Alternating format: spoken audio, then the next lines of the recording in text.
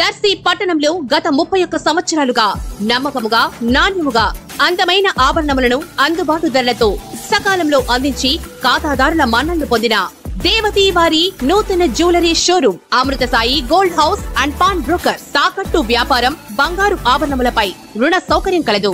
ప్రభుత్వ అనుమతితో నడుచుచున్న సంస్థ. నెలవారీ చెల్లింపులతో బంగారు ఆభరణములు కొనుగోలు చేసే 14 నెలల గోల్డ్ పొదుపు స్కీమ్ లో చేరండి. 1 నెల చెల్లింపుని బోనస్ గా పొందండి. ఇట్లు మీ Devathi Ramarao, Devathi Eshwar Sai, Amrutha Sai gold house and pawn brokers, గడియార స్తంభం వద్ద, కురిచేడు రోడ్, దర్శి.